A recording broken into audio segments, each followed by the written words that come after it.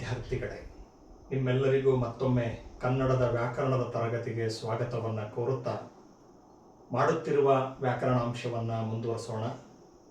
ಈಗಾಗಲೇ ನಿಮಗೆ ತಿಳಿದಿದೆ, ನಾವು ಕನ್ನಡದ ವ್ಯಾಕರಣದಲ್ಲಿ ವಿಭಕ್ತಿ ಪ್ರತ್ಯಯಗಳು ಅನ್ನುವಂತಹ ವ್ಯಾಕರಣಾಂಶವನ್ನು ಮಾಡ್ತಾ ಇದ್ದೇವೆ. ಹಿಂದಿನ ತರಗತಿಯಲ್ಲಿ ಹಳೆಗನ್ನಡ ವಿಭಕ್ತಿ ಪ್ರತ್ಯಯಗಳು ಹೇಗಿರ್ತವೆ, ಹಾಗೆಯೇ ಹಳೆಗನ್ನಡದ ವಿಭಕ್ತಿ ಪ್ರತ್ಯಯಗಳನ್ನು ಸೇರಿಸಿ ನಾಮಪದಗಳ ರಚನೆ ಹೇಗಾಗುತ್ತೆ ಅನ್ನೋದ್ರ ಬಗ್ಗೆ ನಾವು ವಿವರವಾಗಿ ನೋಡಿದ್ವಿ ಮಕ್ಕಳೇ. ಈ ದಿನದ ತರಗತಿಯಲ್ಲಿ ಆ ವಿಭಕ್ತಿ ಪ್ರತ್ಯಯಗಳನ್ನು ಒಳಗೊಂಡಂತೆ ಏಕವಚನ ಹಾಗೂ ಬಹುವಚನದ ಪದಗಳು ಹೊಸಗನ್ನಡ ವಿಭಕ್ತಿ ಪ್ರತ್ಯಯಗಳಲ್ಲಿ ಹೇಗೆ ಉದಾಹರಣೆಗಳನ್ನು ನಾವು ಕಾಣಬಹುದು ಅನ್ನೋದನ್ನು ನೋಡೋಣ.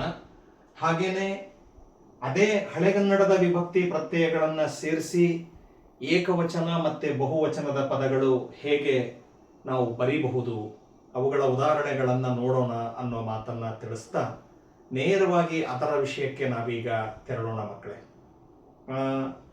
ಮೊದಲನೇದಾಗಿ ಈಗ ಹೊಸಗನ್ನಡದ ವಿಭಕ್ತಿ ಪ್ರತ್ಯಯಗಳಿಗೆ ನೇರವಾಗಿ ಬರೋಣ ಮಕ್ಕಳೇ. ನಾನಿಲ್ಲಿ ನಿಮಗೆ ಕಾಣುವಂತೆ ಬೋರ್ಡಿನ ಮೇಲೆ ವಿಭಕ್ತಿ ಪ್ರತ್ಯಯಗಳ ಹೆಸರಿದ್ದಾವೆ. ಗೊತ್ತಿದೆ ನಮಗೆ, ಪ್ರಥಮದಿಂದ ಹಿಡಿದು ಸಪ್ತಮಿವರೆಗೂ. ಈ ದಿನದ ತರಗತಿಯಲ್ಲಿ ನಾನು ಸಪ್ತಮಿವರೆಗೂ ಮಾತ್ರ ತಗೊಂಡಿದ್ದೀನಿ ಮಕ್ಕಳೇ. ಹಿಂದಿನ ತರಗತಿಯಲ್ಲಿ ಸಂಬೋಧನಾ ವಿಭಕ್ತಿ ಪ್ರತ್ಯಯ ಕೂಡ ಹೇಳಿದ್ದೆ. ನೆನಪಿರಲಿ, ಸಂಬೋಧನ ಅನ್ನೋದು ನಮ್ಮ ಕನ್ನಡ ವಿಭಕ್ತಿ ಪ್ರತ್ಯಯಗಳಲ್ಲಿ ಇಲ್ಲ.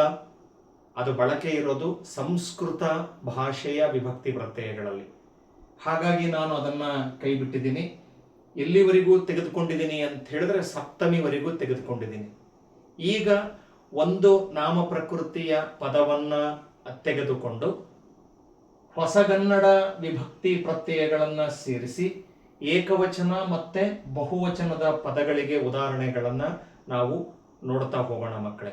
ಯಾಕೆ ಅಂದರೆ ನಿಮ್ಮ ಶಾಲೆಯಲ್ಲಿ ನಡೆಯುವ ಕಿರು ಪರೀಕ್ಷೆಗಳಲ್ಲಾಗಿರಲಿ ಅಥವಾ ಮುಖ್ಯ ಪರೀಕ್ಷೆಯಲ್ಲಾಗಿರಲಿ ವಿಭಕ್ತಿ ಪ್ರತ್ಯಯಗಳನ್ನು ಕೇವಲ ಏಕವಚನಕ್ಕೆ ಮಾತ್ರ ಕೇಳ್ತಾರೆ ಅಂತಲೂ ಹೇಳಕ್ಕಾಗಲ್ಲ.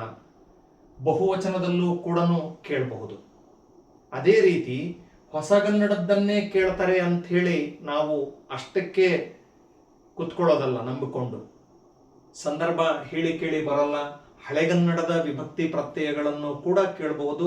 ಅದು ಏಕವಚನದ ಪದನಾದರೂ ಕೇಳಬಹುದು ಅಥವಾ ಬಹುವಚನದ ಪದವನ್ನಾದರೂ ಕೇಳಬಹುದು. ಆ ನಿಟ್ಟಿನಲ್ಲಿ ಈಗ ಏಕವಚನ ಬಹುವಚನಕ್ಕೆ ಸಂಬಂಧಪಟ್ಟಂತೆ ಹೊಸಗನ್ನಡ ವಿಭಕ್ತಿ ಪ್ರತ್ಯಯಗಳ ಉದಾಹರಣೆಗಳು ಹಾಗೇನೆ ಹಳೆಗನ್ನಡ ವಿಭಕ್ತಿ ಪ್ರತ್ಯಯಗಳ ಉದಾಹರಣೆಗಳನ್ನು ನಾವು ನೋಡ್ತಾ ಬರೋಣ. ಈಗ ಮೊದಲು ಹೊಸಗನ್ನಡ ವಿಭಕ್ತಿ ಪ್ರತ್ಯಯಗಳಿಗೆ ಹೋಗೋಣ. ಪ್ರಥಮ ವಿಭಕ್ತಿ ಪ್ರತ್ಯಯ ನಿಮ್ಮೆಲ್ಲರಿಗೂ ಕೂಡ ಗೊತ್ತಿದೆ, ಉ ಗೊತ್ತಿದೆಯಲ್ಲ. ನಾನೀಗ ಅರಸ ಅನ್ನುವಂತಹ ಒಂದು ಪದವನ್ನ ಉದಾಹರಣೆಯಾಗಿ ತಗೊಳ್ತೀನಿ. ಯಾವ ಪದ? ಅರಸ. ಈಗ ಇಲ್ಲಿ ನೋಡಿ, ಹೊಸಗನ್ನಡ ವಿಭಕ್ತಿ ಪ್ರತ್ಯಯಗಳ ಏಕವಚನ ಪದಕ್ಕೆ ಹೋದಾಗ ಅರಸ ಅನ್ನೋ ಉದಾಹರಣೆ ಪದ ತಗೊಂಡ್ರೆ ಅದು ಪ್ರಥಮ ವಿಭಕ್ತಿ ಪ್ರತ್ಯಯ ಉ ಸೇರಿದ್ರೆ ಏನಾಗುತ್ತೆ ಅಂತ ಹೇಳಿದ್ರೆ ಅರಸನು. ಅರ್ಥ ಮಾಡ್ಕೊಳ್ತಾ ಇದ್ದೀರಿ ಮಕ್ಕಳೇ? ಏಕವಚನ ಅರಸನು, ಪ್ರಥಮ ವಿಭಕ್ತಿ ಪ್ರತ್ಯಯ ಉ ಸೇರಿದಾಗ ಅರ್ಥ ಆಗ್ತಿದೆ. ಈಗ ಇದನ್ನೇ ನಾವು ಬಹುವಚನಕ್ಕೆ ಬದಲಾಯಿಸಿದಾಗ ಪದ ಏನಾಗುತ್ತೆ ಅಂತ ಹೇಳಿದ್ರೆ ಅರಸರು. ಅರ್ಥ ಮಾಡಿಕೊಳ್ಳಕತ್ತೀರಿ? ಅರಸನು ಅನ್ನೋದು ಏಕವಚನ, ಅರಸರು ಅನ್ನೋದು ಬಹುವಚನ. ಇಲ್ಲಿ ಕೆಲವು ಕಡೆಗೆ ಅರಸರುಗಳು ಅಂತನೂ ಕೂಡ ಹೇಳ್ಬೋದು. ಈಗ ಬೇರೆ ಇನ್ನೊಂದು ಉದಾಹರಣೆ ತಗೊಂಡ್ರೆ ರಾಜನು, ಅರಸ ಪದಕ್ಕೆ ಸಮಾನಾರ್ಥಕ ಪದ ರಾಜನು. ಅದೇ ರೀತಿ ಇಲ್ಲೇನಾಗುತ್ತೆ, ರಾಜರು ಅಂತನೂ ಬರೀಬಹುದು, ರಾಜರುಗಳು ಅಂತನೂ ಕೂಡ ಬರೀಬಹುದು ಮಕ್ಕಳೇ. ಅದೇ ರೀತಿಯಲ್ಲೂ ಈ ಪದನೂ ಕೂಡ ಅರಸರು ಅಂತನಾದರೂ ಬರೀಬಹುದು, ಅರಸರುಗಳು ಅಂತನಾದರೂ ಕೂಡ ಬಹುವಚನ ರೂಪದಲ್ಲಿ ನಾವು ಬರೀಬಹುದು. ಅದರಿಂದ ತಪ್ಪಿಲ್ಲ. ಈಗ ನಾವು ಯಾವುದಕ್ಕೆ ಬಂದೆ ಅಂತ ಹೇಳಿದ್ರೆ ಪ್ರಥಮ ವಿಭಕ್ತಿ ಪ್ರತ್ಯಯಕ್ಕೆ ತೋರಿಸ್ತಾ ಇದ್ದೀನಿ, ಏಕವಚನ ಬಹುವಚನ. ಮೊದಲು ಹೊಸಗನ್ನಡ ನೋಡಿಬಿಡೋಣ ಮಕ್ಕಳೇ, ಆಮೇಲೆ ಹಳೆಗನ್ನಡಕ್ಕೆ ಹೋಗೋಣಂತೆ. ಈಗ ದ್ವಿತೀಯ ವಿಭಕ್ತಿ ಪ್ರತ್ಯಯ ನಿಮ್ಮೆಲ್ಲರಿಗೂ ಕೂಡ ಗೊತ್ತಿದೆ. ಹೊಸಗನ್ನಡದ ದ್ವಿತೀಯ ವಿಭಕ್ತಿ ಪ್ರತ್ಯಯ ಏನಿದೆ? ಅನ್ನು. ಏಕವಚನದಲ್ಲಿ ಬಳಸಿದಾಗ ಗಮನ ಕೊಡಿ. ಏನಾಗುತ್ತೆ ಅಂತ ಹೇಳಿದ್ರೆ ಅರಸನನ್ನು, ಏಕವಚನದಲ್ಲಿ ಏನಾಗುತ್ತೆ, ಅರಸ ಪದಕ್ಕೆ ಅನ್ನು ಸೇರಿದಾಗ ಅರಸನನ್ನು. ಇದನ್ನೇ ಬಹುವಚನಕ್ಕೆ ನಾವು ಬರೆದಾಗ ಪದ ರಚನೆ ಏನಾಗುತ್ತೆ ಅಂತ ಹೇಳಿದ್ರೆ ಅರಸರನ್ನು. ನೋಡ್ತಾ ಇದ್ದೀರಿ, ಏನಾಗುತ್ತೆ ಪದ ಅರಸರನ್ನು. ಅರಸನನ್ನು ಅನ್ನೋದು ಏಕವಚನ, ಅರಸರನ್ನು ಅನ್ನೋದು ಬಹುವಚನ, ದ್ವಿತೀಯ ವಿಭಕ್ತಿ ಪ್ರತ್ಯಯ. ಇನ್ನು ತೃತೀಯ, ಅದಕ್ಕೆ ಬರೋಣ. ತೃತೀಯ ವಿಭಕ್ತಿ ಪ್ರತ್ಯಯ ಹೊಸಗನ್ನಡದ ಪ್ರತ್ಯಯ, ಅದರದ್ದೇನು ಗೊತ್ತಿದೆ ನಿಮಗೆ, ತೃತೀಯ ಇಂದ. ಅದನ್ನ ಬಳಸಿದಾಗ ಏಕವಚನದಲ್ಲಿ ನೋಡಿ, ಅರಸನಿಂದ. ನೋಡ್ತಾ ಇದ್ದೀರಿ, ಏನಾಗುತ್ತೆ ಪದ ಅರಸನಿಂದ. ಇದನ್ನೇ ಬಹುವಚನಕ್ಕೆ ಬದಲಾಯಿಸಿದಾಗ ಪದ ಏನಾಗುತ್ತೆ ಅಂತ ಹೇಳಿದ್ರೆ ಅರಸರಿಂದ. ಇಲ್ಲಿ ಅರಸನಿಂದ, ಇಲ್ಲಿ ಬಂದಾಗ ಅರಸರಿಂದ ಅಥವಾ ಅರಸರುಗಳಿಂದ, ಹಂಗೂ ಕೂಡ ಬರೀಬಹುದು, ತಪ್ಪಿಲ್ಲ. ಆದರೆ ರೂಢಿಗತವಾಗಿ ನಾವು ಈ ರೀತಿಯಲ್ಲಿ ಬರೆಯುವಂಥದ್ದಿದೆ, ಅರಸರಿಂದ. ತೃತೀಯ ವಿಭಕ್ತಿ ಪ್ರತ್ಯಯ ಇಂದ ಸೇರಿಸಿದಾಗ ಆಗುವಂತಹ ರೂಪ ಮಕ್ಕಳೇ. ಇನ್ನ ಚತುರ್ಥಿ ಗೊತ್ತಿದೆ. ಚತುರ್ಥಿಯಲ್ಲಿ ಹೊಸಗನ್ನಡದ ವಿಭಕ್ತಿ ಪ್ರತ್ಯಯಗಳು ಗೆ, ಇಗೆ, ಕೆ, ಅಕ್ಕೆ ಅನ್ನೋದನ್ನ ಹಿಂದಿನ ತರಗತಿಯಲ್ಲಿ ಗಮನಿಸಿದಿರಿ. ಈಗ ನಾನು ಗೆ ಸೇರಿಸಿದಾಗ ಇಲ್ಲಿ ಏನಾಗುತ್ತೆ ಅಂತ ಹೇಳಿದ್ರೆ ಏಕವಚನ ಅರಸನಿಗೆ. ಇಲ್ಲಿ ನಾವೇನು ಸೇರಿಸಿದೀವಿ, ಚತುರ್ಥಿ ವಿಭಕ್ತಿಯ ಗೆ ಅನ್ನುವಂತಹ ಪ್ರತ್ಯಯ ಸೇರಿಸಿದೀವಿ.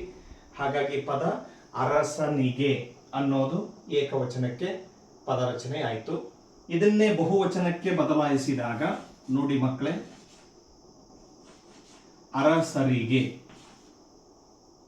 ಏನಾಯ್ತು, ಅರಸರಿಗೆ. ಅರಸನಿಗೆ ಅನ್ನೋದು ಏಕವಚನ, ಅರಸರಿಗೆ ಅನ್ನೋದು ಬಹುವಚನ ರೂಪದಲ್ಲಿ ಆ ಪ್ರತ್ಯಯವನ್ನ ಸೇರಿದಾಗ ಆಗುವ ಆ ಒಂದು ರೂಪ ಮಕ್ಕಳೇ. ಇನ್ನ ಪಂಚಮಿ ವಿಭಕ್ತಿ ಪ್ರತ್ಯಯಕ್ಕೆ ಬರೋಣ. ಪಂಚಮಿದು ನಿಮಗೆಲ್ಲರಿಗೂ ಕೂಡ ಗೊತ್ತಿದೆ, ಏನಿದೆ, ದೆಸೆಯಿಂದ, ಹೊಸಗನ್ನಡ ಪ್ರತ್ಯಯ. ಈಗ ಇಲ್ಲಿ ಏಕವಚನ ಪದಕ್ಕೆ ಬಂದಾಗ ಅರಸನ ದೆಸೆಯಿಂದ.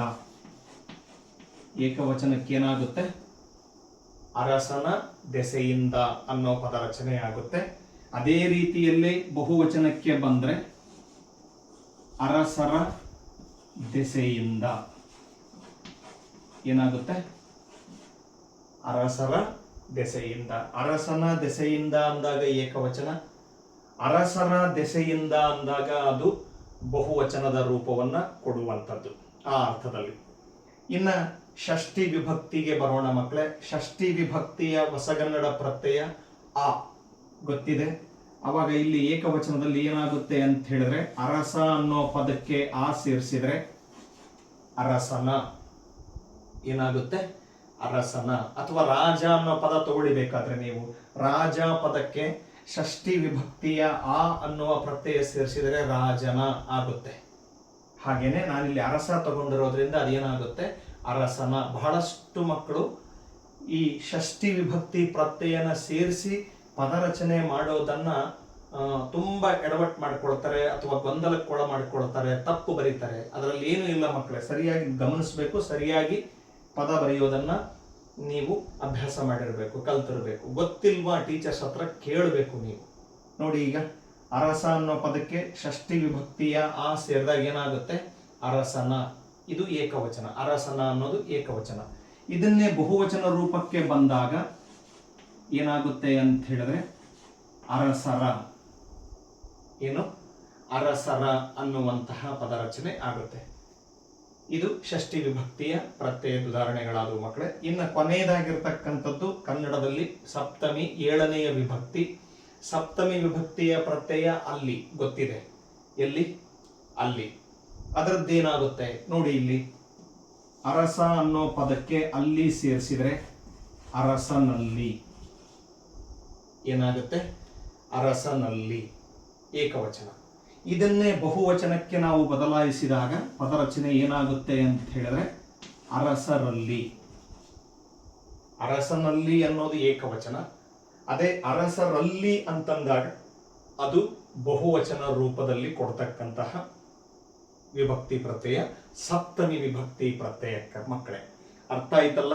ನಾನೀಗ ಇಲ್ಲಿ ನಿಮಗೆ ತೋರಿಸಿರುವಂತಹ ಉದಾಹರಣೆಗಳು ಹೊಸಗನ್ನಡ ವಿಭಕ್ತಿ ಪ್ರತ್ಯಯಗಳಿಗೆ ಬರುವಂತಹ ಏಕವಚನ ಮತ್ತೆ ಬಹುವಚನ ರೂಪದಲ್ಲಿ ಹೇಗೆ ಪದಗಳು ಬದಲಾವಣೆಯ ರೂಪವನ್ನ ಪಡ್ಕೊಳ್ತವೆ ಅನ್ನೋದನ್ನ ತಿಳಿಸಿಕೊಟ್ಟಿದ್ದೀನಿ ಮಕ್ಕಳೇ.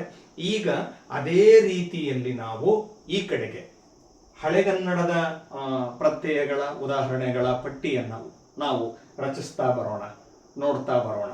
ಹೊಸಗನ್ನಡದ್ದು ನಿಮಗೆಲ್ಲರಿಗೂ ಕೂಡ ಮನವರಿಕೆ ಆಯಿತು ಅನ್ನೋದನ್ನ ನಾನು ಭಾವಿಸ್ತೀನಿ ಮಕ್ಕಳೇ.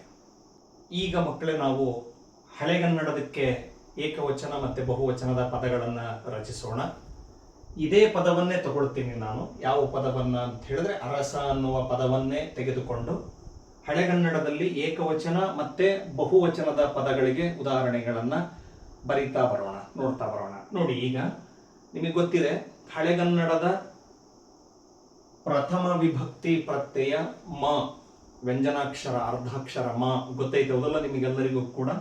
ಈಗ ಇಲ್ಲಿ ಏಕವಚನಕ್ಕೆ ಬರೆದಾಗ ಪದರಚನೆ ಏನಾಗುತ್ತೆ ಅಂತ ಹೇಳಿದ್ರೆ ಅರಸನು ಏನಾಗುತ್ತೆ, ಅರಸನು. ಹಿಂದಿನ ವಿಡಿಯೋದಲ್ಲಿ ಸಾವಿತ್ರಿ ಅನ್ನೋ ಪದ ತಗೊಂಡು ಹೇಳಿದ್ವಿ, ಸಾವಿತ್ರಿಯುಂ ಏಕವಚನದಲ್ಲಿ ಅರ್ಥ ಮಾಡ್ಕೊಳ್ತದಿರಲ್ಲ. ಅದೇ ರೀತಿಯಲ್ಲೇ ಅರಸ ಪದವನ್ನ ಮ ಪ್ರಥಮ ವಿಭಕ್ತಿ ಹಳೆಗನ್ನಡವನ್ನು ಸೇರಿಸಿದಾಗ ಅರಸನು ಅನ್ನುವಂತಹ ಪದ ರಚನೆ ಆಗೋದನ್ನ ನೀವು ಸರಿಯಾಗಿ ತಿಳ್ಕೋಬೇಕು ಮಕ್ಕಳು. ಇದು ಏಕವಚನ ಅರಸನು ಅನ್ನುವಂಥದ್ದು. ಇದೇ ಬಹುವಚನ ರೂಪಕ್ಕೆ ಬರೆದ್ರೆ ಒಂದು ಸ್ವಲ್ಪ ವ್ಯತ್ಯಾಸ ಇದೆ, ಅದನ್ನ ನೀವು ಗಮನ ಕೊಡಿ. ಏನಾಗುತ್ತೆ ಅಂತ ಹೇಳಿದ್ರೆ ಅರಸರ್. ಸ್ವಲ್ಪ ಹೊಸಗನ್ನಡಕ್ಕೂ ಹಳೆಗನ್ನಡಕ್ಕೂ ಪದಗಳು ಬಂದಾಗ ಪದ ರಚನೆಯಲ್ಲಿ ವಿಭಕ್ತಿ ಪ್ರತ್ಯಯಗಳು ಸೇರಿದಾಗ ಬದಲಾವಣೆಯನ್ನ ಸೂಕ್ಷ್ಮವಾಗಿ ನಾವು ಅರ್ಥ ಮಾಡ್ಕೋಬೇಕು ಮಕ್ಕಳೇ. ಮೊದಲು ಕೇಳುವಂಥವರಿಗೆ ನೋಡುವಂಥವರಿಗೆ ಕಷ್ಟ ಅನಿಸುತ್ತೆ, ಆದರೆ ಅದನ್ನು ಸರಿಯಾಗಿ ತಿಳಿಬೇಕು. ನೋಡಿ, ಇಲ್ಲಿ ಅರಸನು ಅಂತ ಹೇಳಿದ್ರೆ ನಾವಿಲ್ಲಿ ಹೇಳಿದೀವಲ್ಲ, ಅರಸನು ಅಂತ ಏಕವಚನದಲ್ಲಿ ಹೇಳ್ತೀವಲ್ಲ, ಅದೇ ಅರ್ಥ ಅರಸನು. ಅರಸರ್ ಅಂತಂದು ಹೇಳಿದ್ರೆ ಅರಸರು ಅಂತ ಹೇಳ್ತೀವಲ್ಲ, ಬಹುವಚನದಲ್ಲಿ ಅರಸರ್ ಅನ್ನುವಂತಹ ರೀತಿಯಲ್ಲಿ ನಾವು ಬರಿತೀವಿ ಮಕ್ಕಳೇ. ಇದು ಪ್ರಥಮ ವಿಭಕ್ತಿ ಪ್ರತ್ಯಯವನ್ನ ಸೇರಿಸಿದಾಗ ಆಗುವಂತಹ ಏಕವಚನ ಮತ್ತು ಬಹುವಚನ ರೂಪ ಮಕ್ಕಳೇ.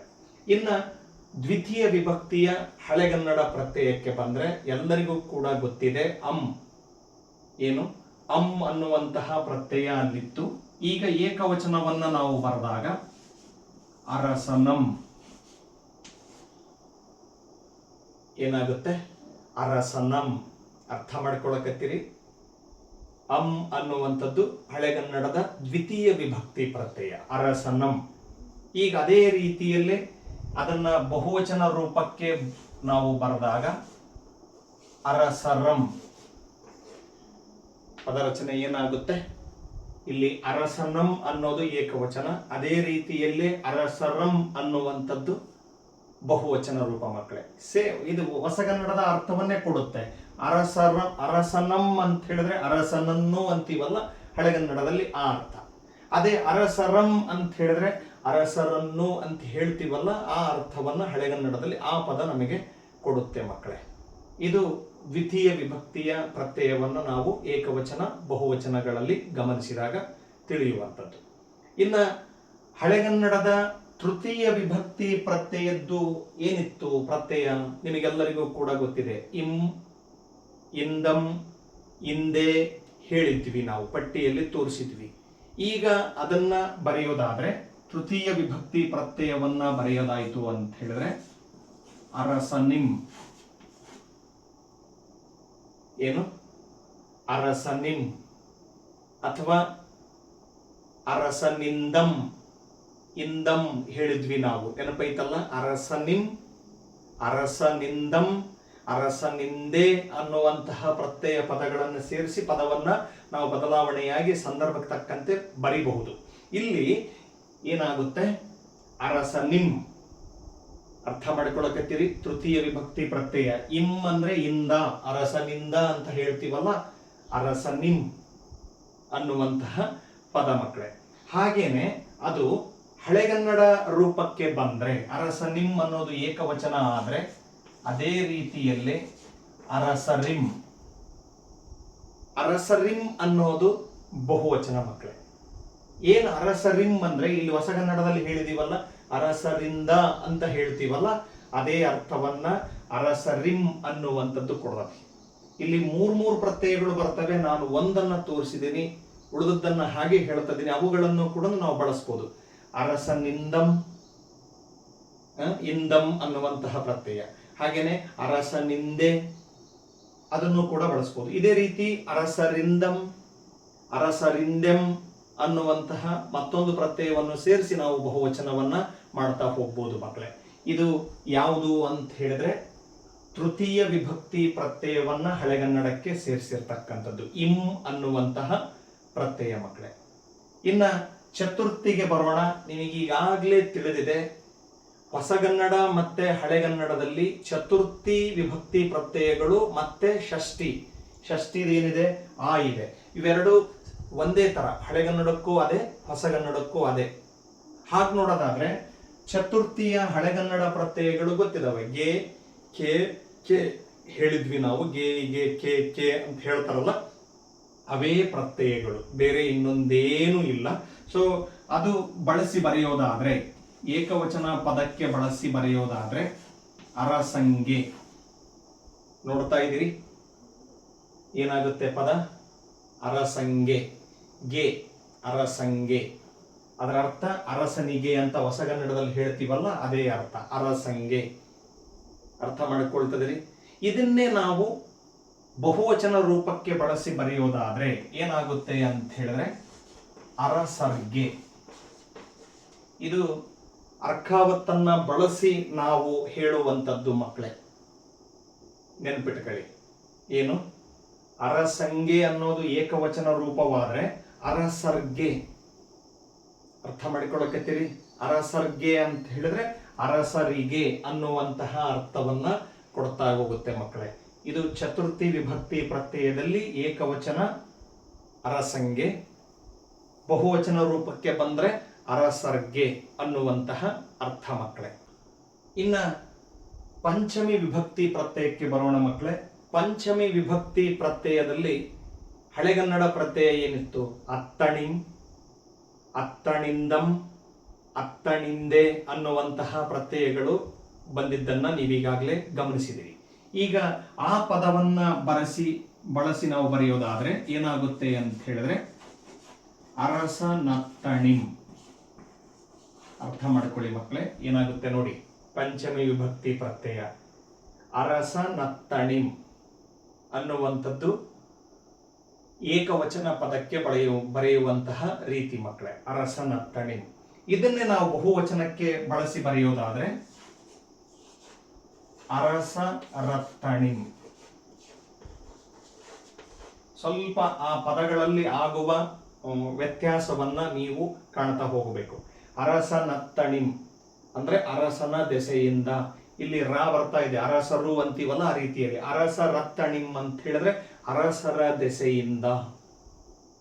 ಅತ್ತಣಿಂ, ಅತ್ತಣಿಂದಂ, ಅರಸನತ್ತಣಿಂದಂ, ಅರಸರತ್ತಣಿಂದೆ ಪದಗಳನ್ನ ನಾವು ಸಂದರ್ಭಕ್ಕನುಗುಣವಾಗಿ ಬಳಸ್ತಾ ಹೋಗ್ತೀವಿ. ಈಗ ಇಲ್ಲಿ ನೇರವಾಗಿ ಅರಸನತ್ತಣಿಂ ಅನ್ನೋದು ಏಕವಚನ ಆದ್ರೆ ಅರಸರತ್ತಣಿಂ ಅನ್ನುವಂಥದ್ದು ಬಹುವಚನ ರೂಪದ ಪದ ಮಕ್ಕಳೇ. ಇದು ನೀವು ತಿಳಿದಿರಬೇಕು. ಇದು ಪಂಚಮಿ ಆಯ್ತು ಮಕ್ಕಳೇ. ಇನ್ನು ಷಷ್ಠಿದು ನಾನು ಆಗ್ಲೇ ಹೇಳಿದ್ದೀನಿ. ಆ ಹೊಸಗನ್ನಡ ವಿಭಕ್ತಿ ಪ್ರತ್ಯಯದಲ್ಲೂ ಕೂಡ ನೀವೀಗ ಗಮನಿಸಿದಿರಿ, ಆ ಅನ್ನುವಂಥದ್ದೇ ಪ್ರತ್ಯಯ, ಅಲ್ಲೂ ಕೂಡ ಅದೇ ಬರುತ್ತೆ. ಹಾಗಾಗಿ ಹೊಸಗನ್ನಡದ ಪದಗಳ ಪ್ರಕಾರನೇ ಹಳೆಗನ್ನಡದಲ್ಲೂ ಅವೇ ಪದಗಳು ಬರ್ತವೆ. ಇಲ್ಲಿ ಹಳೆಗನ್ನಡದಲ್ಲಿ ಆ ಅನ್ನೋದನ್ನ ಬಳಸಿದರೆ ಅರಸನ, ಹಳೆಗನ್ನಡದಲ್ಲೂ ಅದೇ ಬಳಕೆ ಆಗುತ್ತೆ. ಇಲ್ಲಿ ನೋಡಿ, ಹೊಸಗನ್ನಡದಲ್ಲೂ ಅರಸನ ಅನ್ನುವಂಥದ್ದಿದೆ, ಹಳೆಗನ್ನಡಕ್ಕೆ ಬಂದರೂ ಕೂಡ ಏಕವಚನ ಅರಸನ ಅಂತಾನೆ ಇದೆ. ಹಾಗೇನೆ ಏನದು, ನಾವು ಹಳೆಗನ್ನಡಕ್ಕೆ ಬಂದ್ಬಿಟ್ರೆ ಅದು ಕೂಡ ಅದೇ ಬರುತ್ತೆ. ಇಲ್ಲಿ ಅರಸರ, ಇಲ್ಲೂ ಕೂಡ ಅದೇ ಪದ. ಏನ್ ಪದ ಬರುತ್ತೆ? ಅರಸರ. ಯಾಕೆ ಅಂದ್ರೆ ಷಷ್ಠಿ ವಿಭಕ್ತಿಯ ಪ್ರತ್ಯಯ ಆ ಇರೋದ್ರಿಂದ ಅರಸನ ಅನ್ನೋದು ಏಕವಚನ, ಅರಸರ ಅನ್ನುವಂಥದ್ದು ಬಹುವಚನ ಮಕ್ಕಳೇ. ಇದು ಷಷ್ಠಿ ವಿಭಕ್ತಿ ಪ್ರತ್ಯಯ. ಇನ್ನು ಕೊನೆಯದಾಗಿರ್ತಕ್ಕಂಥದ್ದು ಸಪ್ತಮಿ. ಸಪ್ತಮಿದು ಹಳೆಗನ್ನಡ ಪ್ರತ್ಯಯ ಒಳ್ಳೆ, ನೆನಪಿಟ್ಕೊಂಡಿರ್ಬೇಕು ನೀವು. ಹೊಸಗನ್ನಡದ್ದು ಅಲ್ಲಿ ಅಲ್ಲಿ ಅನ್ನುವಂತಹ ಅರ್ಥವನ್ನೇ ಕೊಡುವಂಥದ್ದು ಹಳೆಗನ್ನಡದ ಒಳ್ಳನ್ನುವಂತಹ ಪ್ರತ್ಯಯ. ಈಗ ನಾವು ಅದನ್ನು ಏಕವಚನಕ್ಕೆ ಬಳಸಿದಾಗ ಗಮನ ಕೊಡಿ. ಅರಸನೊಳ್ ಏನು ಬರಿತೀವಿ? ಅರಸನೊಳ್ ಅನ್ನುವಂಥದ್ದು ಬರಿತೀವಿ. ಇದು ಏಕವಚನ. ಬಹುವಚನಕ್ಕೆ ಬದಲಿಸಿದಾಗ ಅರಸರೊಳ್. ಏನ್ ಪದ? ಅರಸರೊಳ್. ಅರಸನೊಳ್ ಅಂದ್ರೆ ಅರಸನಲ್ಲಿ ಅಥವಾ ರಾಜನಲ್ಲಿ ಅಂತೀವಲ್ಲ, ಆ ಅರ್ಥ. ಅರಸರೊಳ್ ಅಂತಂದು ಹೇಳಿದ್ರೆ ಅರಸನಲ್ಲಿ ಅನ್ನೋದಕ್ಕಿಂತಲೂ ಅರಸರಲ್ಲಿ ಬಹುವಚನ, ರಾಜರಲ್ಲಿ, ರಾಜರುಗಳಲ್ಲಿ ಅನ್ನುವಂತಹ ಅರ್ಥ ಕೊಡ್ತೀವಲ್ಲ, ಆ ರೀತಿಯಲ್ಲಿ ಅರಸರೊಳ್ ಅನ್ನುವಂತಹ ಪದಾರ್ಥ. ಹಾಗಾಗಿ ಇಲ್ಲಿ ಒಳ್ ಅನ್ನುವಂಥದ್ದು ಅಲ್ಲಿ ಅನ್ನುವ ಹೊಸಗನ್ನಡ ಸಪ್ತಮಿ ವಿಭಕ್ತಿ ಪ್ರತ್ಯಯ ಕೊಡೋದನ್ನ ನೀವು ಗಮನ ಹರಿಸಿರಬೇಕು ಮಕ್ಕಳೇ. ಇಲ್ಲಿವರೆಗೂ ನಾನು ನಿಮಗೆ ಏನು ಹೇಳಿಕೊಟ್ಟಿದ್ದೀನಿ ಅಂತ ಹೇಳಿದ್ರೆ, ತಿಳಿಸ್ಕೊಟ್ಟಿದ್ದೀನಿ ಅಂದ್ರೆ, ಏಕವಚನ ಬಹುವಚನದ ರೂಪಗಳನ್ನ ಹೊಸಗನ್ನಡ ವಿಭಕ್ತಿ ಪ್ರತ್ಯಯಗಳಿಗೂ ಹಾಗೇನೆ ಹಳೆಗನ್ನಡ ವಿಭಕ್ತಿ ಪ್ರತ್ಯಯಗಳಿಗೂ ಪದಗಳು ರಚನೆಯಾಗುವ ರೀತಿಯನ್ನ ನಿಮಗೆ ತಿಳಿಸ್ಕೊಟ್ಟಿದ್ದೀನಿ ಮಕ್ಕಳೇ. ಇದಿಷ್ಟು ವಿಷಯ ನಿಮಗೆ ತುಂಬ ಸುಲಭವಾಗಿ ಅರ್ಥವಾಯಿತು ಅನ್ನೋದು ನನ್ನ ಒಂದು ಭಾವನೆ. ಇನ್ನು ಮುಂದಿನ ವಿಡಿಯೋದಲ್ಲಿ ಮಕ್ಕಳೇ ವಿಭಕ್ತಿ ಪಲ್ಲಟ ಅನ್ನುವಂತಹ ಇದಕ್ಕೆ ಸಂಬಂಧಪಟ್ಟಿರೋ ಒಂದು ವಿಷಯ ಇದೆ. ಏನದು ವಿಭಕ್ತಿ ಪಲ್ಲಟ ಅನ್ನೋದ್ರ ಬಗ್ಗೆ ನಾನು ಮುಂದಿನ ವಿಡಿಯೋದಲ್ಲಿ ತಿಳಿಸ್ತೀನಿ ಅನ್ನೋ ಮಾತನ್ನ ಹೇಳ್ತಾ ಇಂದಿನ ತರಗತಿಯನ್ನ ಇಲ್ಲಿಗೆ ಮುಕ್ತಾಯ ಮಾಡ್ತಾ ಇದ್ದೀನಿ. ಯಾರೆಲ್ಲ ನನ್ನ ಈ GMV ಕನ್ನಡ ಚಾನಲನ್ನು ನೋಡ್ತಾ ಇದ್ದೀರಿ, ದಯಮಾಡಿ ಸಬ್ಸ್ಕ್ರೈಬ್ ಮಾಡಿ ನೋಡಿ ಅನ್ನೋದೇ ನನ್ನ ಒಂದು ಮಾತು. ಹಾಗೆಯೇ ಇಷ್ಟವಾದಲ್ಲಿ ಲೈಕ್ ಮಾಡಿ, ಕಳಕಳಿಯ ವಿನಂತಿ ಓದುವ ವಿದ್ಯಾರ್ಥಿಗಳಿಗೆ ಇದನ್ನು ಶೇರ್ ಮಾಡಿ ಅನ್ನೋ ಮಾತನ್ನು ಹೇಳ್ತಾ ಮುಂದಿನ ವಿಡಿಯೋದಲ್ಲಿ ಮತ್ತೆ ಸಿಗ್ತೀನಿ. ಎಲ್ರಿಗೂ ಕೂಡ ಧನ್ಯವಾದಗಳು.